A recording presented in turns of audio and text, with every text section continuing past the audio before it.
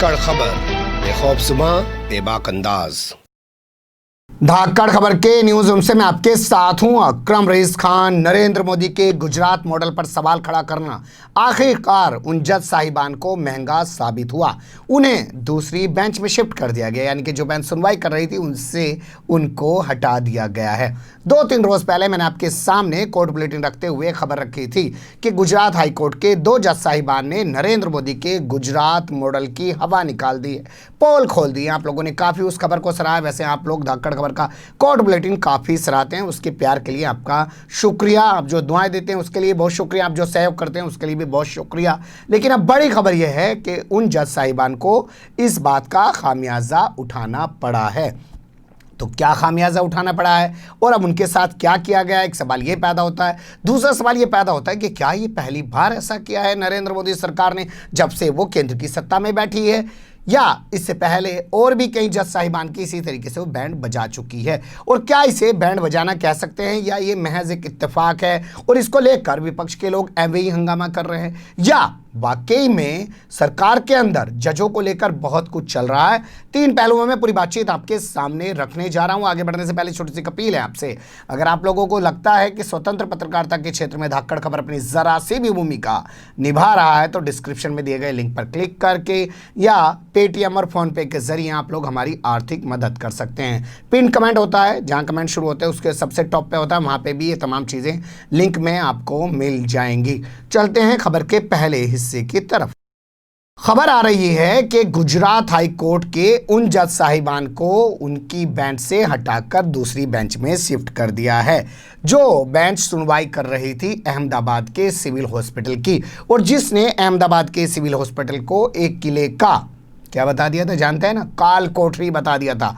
तुलना कर दी थी अस्पताल से, क्योंकि सबसे ज़्यादा मौतें कोरोना के चलते इसी अस्पताल में हुई थी। यहाँ तक उन्होंने कहा था कि स्वास्थ्य मंत्री जो वहाँ के डिप्टी सीएम भी है यानी कि नितिन पटेल, उनकी जिम्मेदारी बनती है, अगर उनके बस की नहीं है तो हम लोग खुद आकर हॉस्पिटल का मुआयना कर सकते हैं या वीडियो कॉन्फ्रेंसिंग के जरिए हॉस्पिटल का मुआयना कर सकते हैं और तमाम चीज़ों का सुपरविज़न कर सकते हैं। एक के बाद एक वो लगातार टिप्पणी कर रहे थे। ये वही हाई कोर्ट है जिसने सुमोटो संज्ञान लिया था, यानी कि सुमोटो कॉग्निजेंस लिया था, स्वतः संज्ञान लिया था मजदूरों वाले मामले पर। उस पर भी गुजरात सरकार को फटकार लगाई थी जमकर, तमाम चीज़ें उसने कही थी और ये तक कहा था कि मजदूरों को वापस भेजने के मामले में उनसे कोई पैसा ना वसूला जाए, और वो भी तब जब गुजरात सरकार की रिपोर्ट सामने आई उसके बाद ये कहा था। तो ये लगातार जो बेंच थी ये लगातार गुजरात सरकार पे सवाल खड़े कर रही थी, और गुजरात सरकार पे सवाल खड़े होने का मतलब सीधे सीधे नरेंद्र मोदी पे सवाल खड़े होना, यानी कि वो उसी गुजरात मॉडल को बेचकर दूसरी बार देश के प्रधानमंत्री बने हैं। भोंपू मीडिया के दलाल, चाटुकार, दंगाई पत्रकारों में तो दम था नहीं कि ज़मीनी सतह पर जाकर उस गुजरात मॉडल की कोई कलई खोल सकें, सच्चाई बयान कर सकें। लेकिन जब जुडिशरी ने अपने हाथ में लिया कुछ तो उन्हें बदल दिया गया। तो पहले बताते हैं आपको कि कौन सी वो बेंच थी जो सुनवाई कर रही थी। जस्टिस JB परदीवाला थे उसमें, और दूसरे जो जस्टिस थे IJ वोरा, इनकी ये बेंच सुनवाई कर रही थी और लगातार एक के बाद एक अहमदाबाद के सिविल हॉस्पिटल को लेकर सख्त टिप्पणी कर रही थी, डांट लगा रही थी, फटकार लगा रही थी, काल कोठरी तक बता दिया गया था। अब इन्हीं JB परदीवाला को वहाँ से हटा दिया गया, यानी कि उस बेंच से हटा दिया गया जो उस बेंच सुनवाई कर रही थी, और अब इनको बताया जा रहा है चीफ जस्टिस विक्रमनाथ की बेंच में शिफ्ट कर दिया गया, यानी कि सुनवाई से इनको हटा दिया गया। अभी तक शुक्र इतना ही है कि इनको कम से कम गुजरात में रखा है, गुजरात के बाहर नहीं निकाला है, लेकिन इनके ज़रिए और लोगों को शायद एहसास दिला दिया गया है, मैसेज दिला दिया गया है कि अगर हमारे खिलाफ कोई एक्शन लोगे तो ऐसे उठा के यहाँ से वहाँ फेंक देंगे। इसे कहते हैं एक तीर से 2 निशाने लगाना, यानी कि एक पे कार्रवाई करी, उससे पहले दूसरों को भी सबक सिखा दिया। इसी अस्पताल में एक खबर आई थी सामने कि यहाँ महिलाओं, बच्चों, बुजुर्गों के अलावा वार्ड के नाम रख दिए गए थे हिंदू मुसलमान के नाम पर। पूरे इंग्लिश मीडियम, इंटरनेशनल मीडिया में ये खबर छपी थी और इस पर खूब हंगामा हुआ था। उस समय अस्पताल ने कहा था जी हम क्या करें, स्वास्थ्य मंत्री जो नितिन पटेल है यानी कि डिप्टी सीएम जो है उनके कहने पे हमने ऐसा किया है, लेकिन बाद में अस्पताल ने कहा साहब हमने तो ऐसा कुछ कहा ही नहीं है। ये पूरा हाल आप समझ चुके हैं। अब खबर के दूसरे हिस्से की तरफ चलते हैं। इससे पहले दिल्ली दंगे के दौरान भी एक जज साहिबान पर ऐसे ही गाज गिराई गई थी। आपको बता दें 23 फरवरी से दिल्ली में दंगे शुरू हुए, 24 तारीख को लगातार दंगे होते रहे। 25 तारीख की रात को हाईकोर्ट के अंदर एक पिटीशन दाखिल की गई, तो जज साहिबान जो एस मुरलीधर थे उन्होंने अपने घर के अंदर ही कोर्ट लगा दी और वहीं पूरे मामले को सुना और कहा कि अगले दिन वो सुबह 10:30 बजे इस मामले को फिर से सुनेंगे। अगले दिन 26 फरवरी को उन्होंने इस मामले को 10:30 बजे सुना, फिर 12:30 बजे सुना, फिर 3:30 बजे सुना और ये सब सुनवाई करने के बाद उन्होंने 27 तारीख को 10:30 बजे इसके मामले को लगा दिया। उनका बड़ा सवाल यही था कि बीजेपी के नेता यानी कि जो मंत्री हैं मोदी सरकार में, अनुराग ठाकुर, कपिल मिश्रा और लोगों के खिलाफ क्यों एफआईआर दर्ज नहीं की गई है। 27 तारीख को वो इससे पहले सुनवाई करते, 26 की रात में उनका ट्रांसफ़र कर दिया गया, उन्हें ऑर्डर जारी कर दिया गया कि वो चंडीगढ़ हाई कोर्ट के लिए रवाना हो जाएं। तो ये कोई पहला मौका नहीं है। जो भी इनके खिलाफ बोलने की कोशिश करता है उसका यही हश्र करते हैं। ये विपक्ष के लोगों का आरोप है, ये चर्चा गर्म है। इसलिए अब जो जज साहिबान है जेबी पर्दीवाला, उनका जो ट्रांसफ़र किया गया इस बेंच से दूसरी बेंच में उनको हटाया गया है, वो सवाल खड़े हो रहे हैं। अगर आप और पीछे जाएंगे तो आप देखेंगे कि नरेंद्र मोदी सरकार को बने हुए 6 महीने नहीं हुए थे 2014 में, जब जज BH लोया की संदिग्ध परिस्थितियों में मौत हो गई थी। जज BH लोया वो थे जो अमित शाह के खिलाफ बहुत सारे संगीन धारा में मामले जो दर्ज थे, जिनके चलते उनको तड़ीपार कर दिया गया था गुजरात से। उस मामले की सुनवाई कर रहे थे मुंबई में बैठकर, लेकिन उस वक्त मुंबई में बीजेपी की सरकार हुआ करती थी। 6 महीने बाद ही उनकी संदिग्ध परिस्थितियों में मौत हो गई थी। तो ये कोई पहला मामला नहीं है कि इस सरकार के रहते हुए जुडिशरी पर इस तरीके का आघात दिखाई दे रहा है, या जुडिशरी की दुर्दशा को लेकर, जजों की ऐसी हालत को लेकर इस सरकार पर सवाल खड़े किए जा रहे हैं। अब खबर के तीसरे हिस्से में चलते हैं। देश के कानून मंत्री को सुन लीजिए क्या कहते हैं।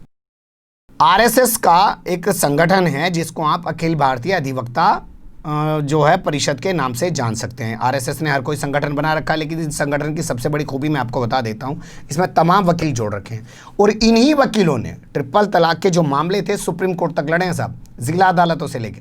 वरना आप उन लड़कियों का, उन महिलाओं का, जो मुस्लिम महिलाएं थी जो ट्रिपल तलाक की बात कर रही थी, उनका प्रोफाइल देखेंगे ना तो वो तहसील का जो वकील होता है ना उसकी फीस नहीं दे सकती, वो सुप्रीम कोर्ट तक गई हैं। तो कौन लेके गया? यही लेके गया। आरएसएस ने पूरे अपने वकीलों की फौज उतार दी थी उन महिलाओं के लिए, उनके समर्थन में, और वो इस पूरे मामले को लेके गए। इस परिषद के जरिए एक प्रोग्राम का आयोजन किया गया। प्रोफेसर NR माधवन मेनन के नाम से ये प्रोग्राम रखा गया था। उसमें देश के कानून मंत्री श्री रविशंकर प्रसाद, हालांकि श्री उनके नाम में नहीं लगता, श्री वाले दूसरे रवि हैं, रविशंकर हैं, तो कानून मंत्री रविशंकर प्रसाद थे। उन्होंने भी अपना व्याख्यान उसमें दिया और उसमें जो बात उन्होंने कही वो काफ़ी गौर करने लायक हैं। उन्होंने कॉलेजियम सिस्टम पर सवाल खड़े कर दिए मिस्टर मेनन की बात करते हुए। आप सुन लीजिए। अधिवक्ता परिषद बहुत ही प्रामाणिक संगठन है अधिवक्ताओं के बीच में, और उसने पूरे देश में अधिवक्ताओं के लिए, देश के लिए, राष्ट्रवाद के लिए, भारत के संवैधानिक मूल्यों के रूप में काम करने में बहुत बड़ा काम किया है। तो मैं इस पूरे संगठन के मित्रों का अभिनंदन करना चाहता हूं। But what impressed me most was his very courageous stand which he took for replacing the collegium system. And I would like my friends to know that he was very firm that collegium system is no more relevant. It needs to be replaced. It has outlived its utility. You all know we came with the National Judicial Commission in the first term of Narendra Modi government, unanimously passed by the two houses of parliament, and unanimously passed by more than 50% of the Vidhan Sabha of the states. Yet the Supreme Court quashed it. Any judgment of Supreme Court we respect. But one thing I would like to flag today, and I would like you to debate about it, and that would be the biggest kind of a remembrance of the foresight of Professor Madhav Menon. The Supreme Court has held that in the Judicial Commission, the Law Minister is also a member. Therefore, the appointees from that process may not be fair and objective when litigation comes against the government. They could have watched the two other members, I can understand. But if this is the reasoning, which it is, then I have a serious reservations as a student of law, which I have also said in the parliament.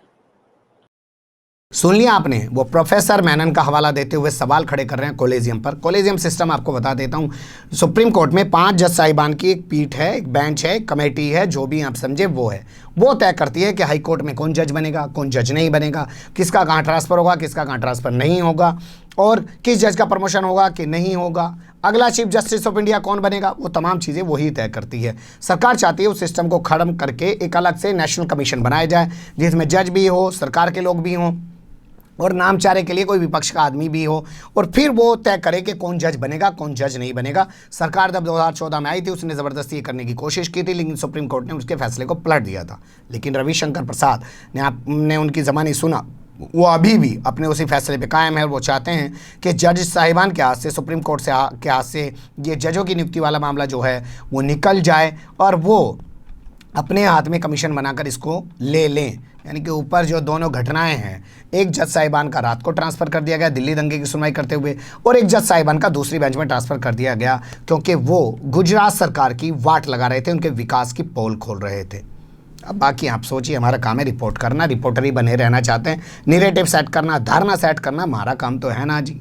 बने रहिएगा धाकड़ खबर के साथ। Comment के zoom पे आप लोग अपनी राय दे सकते हैं, खबर को लाइक कर सकते हैं, चैनल को सब्सक्राइब कर सकते हैं, और ज़्यादा से ज़्यादा हमारी खबरों को शेयर कर सकते हैं। फिर ऐसे ही किसी सुलगते हुए अवलस से मुद्दे लेकर मैं आपके सामने हूँगा हाजिर। फिलहाल अभी मुझे दें इजाज़त।